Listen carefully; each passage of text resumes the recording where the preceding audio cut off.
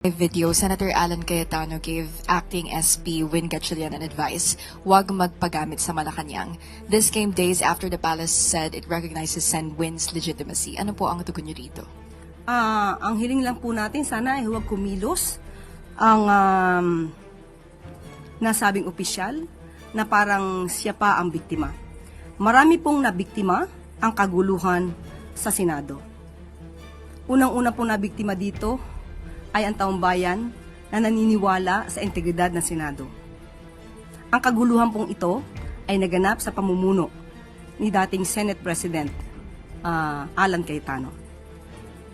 Ang mga biktima rito, kasama na po rito ang umaasa ng mga EJK victims na mapapanagot ang dapat na mapanagot. Masasabi ring biktima rito ang dating Pangulong Duterte dahil ipinakita na matataas na opisyal pa ang nagkakanlong at nagpapalabas o nagpapatakas sa isang tinatawag na co-perpetrator ng crimes against humanity. Ang lahat ng kaguluhan nito ay hindi po dahil sa pakikialam ng Malacanang. Ang putukang nangyari sa Senado noong May 13, ito po ay alam, may permiso, aprobado ni Senator Alan Cayetano. Ang pag-lock and load order na isinagawa at inutos ni General Aplasca noon, ito po ay aprobado ni Senator Alan Cayetano. Ang pagpapalabas o pagpapatakas kay Senator Bato de la Rosa ay aprobado din po ni Senator Alan Cayetano.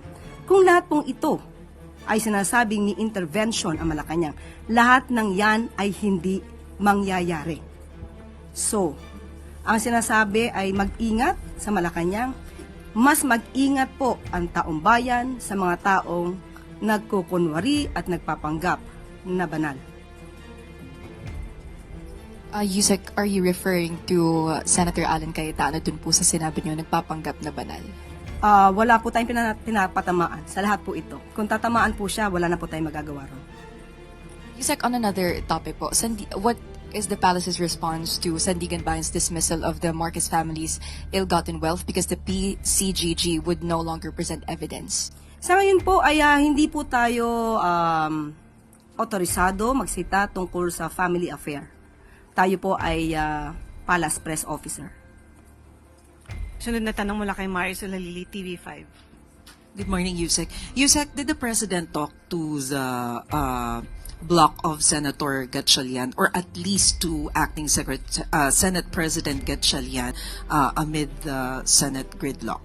Sa ngayon po, personal wala po tayong personal na kaalaman at wala po sa ating ibinababang impormasyon patungkol po dyan. But does the President see the need to talk to Senator Gatchalian? Sa aking pagkakawari, dapat lamang po dahil siya naman po ang kinikilala na acting Senate President. So, kailangan lamang po. What does the President want to tell the Senator, if ever? Yan po ay hypothetical. Sinabi lamang po natin na kinakailangan sila mag-usap. Of course, yung mga napepending po ng mga bills at katulad po ng sinabi ng Pangulo ay hihiling po yata ng supplemental budget. So, kailangan po silang magkausap patungkol po dito. Yusek, last na lang po. A group of lawyers is planning to file usurpation of authority against some senators following the Blue Ribbon Committee hearing last week. From the palace's point of view, do you see or were there violations following that particular hearing? Kung pag-uusapan po natin ay batas, may mga elemento po ang usurpation of authority. Unang-una po ay yun yung pagpapanggap o may false pretension na sila ay may kapangyarihan pero wala. Lack of authority, walang kapangyarihan pero gumaganap sa isang kapangyarihan na naaakop lamang o naaangkop lamang sa isang tunay na may otoridad. So, ang ginawa nila na paghihiring doon at hindi na sila halos kinikilala, hindi sila kinikilala ng HOR, hindi sila kinikilala ng ehekutibo. Marami na pong mga legal luminaries, legal experts at mga dating Senate Presidents na nagsasabing legal ang nangyaring sesyon sa June 3. So, ang pagsasagawa muli ng mga aksyon na dapat ay ginagawa ng tunay na otoridad, yan po ay masasabing unlawful or rather usurpation of authority. Sunod na tanong mula kay Ann Soberano, Bombo Radio. Yusek, good morning. Ano po yung reaksyon ng Malacanang sa naging pahayag ni dating Senate President Franklin Drilon na dapat na daw makialam o mag-intervene si Pangulong Marcos dahil sa patuloy na sigalot sa Senado? May desisyon na po bang magpapatawag ang Pangulo ng special session o balak po ba niyang ipatawag at pulungin na lamang ang mga senador para maayos ito? Maganda pong panukala po yan. Nanggagaling sa dating Senate President, iginagalang na isang public servant. At ang Pangulo naman po ay hindi sarado ang pintuan sa mga ganyang klaseng mungkahi at suggestion. Ang tanong na lamang po, sa katulad po ba ni Senator Alan Cayetano ay uubra yung ganitong klase ng mga suggestion? Pero ma'am, may balak na po bang pulungin ni Pangulo itong mga senador or magpapatawag siya or yung special session? Pinagmimitingan po yan. Sa ngayon ay wala po tayong detalye. Baka po bukas or mamayang hapon ay makakapagbigay po ako sa inyong detalye. Dahil pinag-uusapan na po yan. Ma'am, follow up lang ma'am. A video, Senator Alan Cayetano gave acting SP Win Gatchalian an advice, huwag magpagamit sa Malacanang. This came days after the palace said it recognizes Sen. Win's legitimacy. Ano po ang tugon niyo dito? Ang hiling lang po natin, sana ay huwag kumilos ang nasabing opisyal na parang siya pa ang biktima. Marami pong nabiktima ang kaguluhan sa Senado. Unang-una pong nabiktima dito ay ang taong bayan na naniniwala sa integridad ng Senado. Ang kaguluhan pong ito ay naganap sa pamumuno ni dating Senate President Alan Cayetano. Ang mga biktima rito, kasama na po rito ang umaasa ng mga EJK victims na mapapanagot ang dapat na mapanagot. Masasabi ring biktima rito ang dating Pangulong Duterte dahil sa ipinakita na matataas na opisyal pa ang nagkakanlong at nagpapalabas o nagpapatakas sa isang tinatawag na co-perpetrator ng crimes against humanity. Ang lahat ng kaguluhan nito ay hindi po dahil sa pakikialam ng Malacanang. Ang putukang nangyari sa Senado noong May 13, ito po ay alam, may permiso, aprobado ni Senator Alan Cayetano.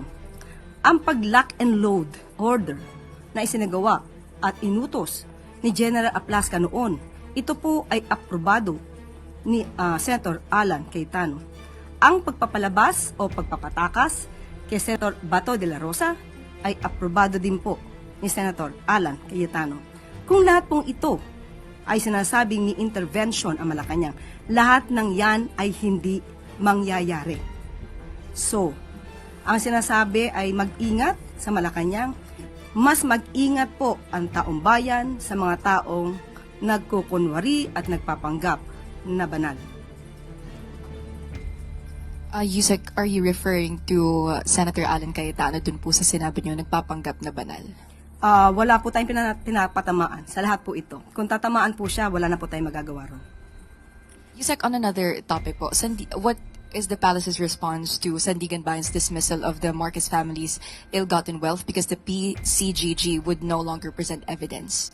Sa ngayon po ay hindi po tayo otorisado magsita tungkol sa family affair. Tayo po ay palace press officer. Sunod na tanong mula kay Marisol Halili, TV5. Good morning, Yusek. Yusek, did the President talk to the block of Senator Gatchalian or at least to acting Senate President Gatchalian amid the Senate gridlock? Sa ngayon po, personal wala po tayong personal na kaalaman at wala po sa ating ibinababang impormasyon patungkol po dyan. But does the President see the need to talk to Senator Gatchalian? Sa aking pagkakawari, dapat lamang po dahil siya naman po ang kinikilala na acting Senate President. So, kailangan lamang po. What does the President want to tell the Senator, if ever? Yan po ay hypothetical. Sinabi lamang po natin na kinakailangan sila mag-usap. Of course, yung mga napepending po ng mga bills at katulad po ng sinabi ng Pangulo ay hihiling po yata ng supplemental budget. So, kailangan po silang magkausap patungkol po dito. Yusek, last na lang po. A group of lawyers is planning to file usurpation of authority against some senators following the Blue Ribbon Committee hearing last week. From the palace's point of view, do you see or were there violations following that particular hearing? Kung pag-uusapan po natin ay batas, may mga elemento po ang usurpation of authority. Unang-una po ay yun yung pagpapanggap o may false pretension na sila ay may kapangyarihan pero wala. Lack of authority, walang kapangyarihan pero gumaganap sa isang kapangyarihan na naaakop lamang o naaangkop lamang sa isang tunay na may otoridad. So, ang ginawa nila na paghihiring doon, at hindi na sila halos kinikilala, hindi sila kinikilala ng HOR, hindi sila kinikilala ng ehekutibo. Marami na pong mga legal luminaries, legal experts at mga dating Senate Presidents na nagsasabing legal ang nangyaring sesyon sa June 3. So, ang pagsasagawa muli ng mga aksyon na dapat ay ginagawa ng tunay na otoridad, yan po ay masasabing unlawful or rather usurpation of authority. Sunod na tanong mula kay Ann Soberano, Bombo Radyo. Yusek, good morning. Ano po yung reaksyon ng Malacanang sa naging pahayag ni dating Senate President Franklin Drilon na dapat na daw makialam o mag-intervene si Pangulong Marcos dahil sa patuloy na sigalot sa Senado? May desisyon na po bang magpapatawag ang Pangulo ng special session o balak po ba niyang ipatawag at pulungin na lamang ang mga senador para maayos ito? Maganda pong panukala po yan. Nanggagaling sa dating Senate President, iginagalang na isang public servant. At ang Pangulo naman po ay hindi sarado ang pintuan sa mga ganyang klaseng mungkahi at suggestion. Ang tanong na lamang po, sa katulad po ba ni Senator Alan Cayetano ay uubra yung ganitong klase ng mga suggestion? Pero ma'am, may balak na po bang pulungin ni Pangulo itong mga senador or magpapatawag siya or yung special session? Pinagmimitingan po yan. Sa ngayon ay wala po tayong detalye. Baka po bukas or mamayang hapon ay makakapagbigay po ako sa inyong detalye. Dahil pinag-uusapan na po yan. Ma'am, follow up lang ma'am. Ano po yung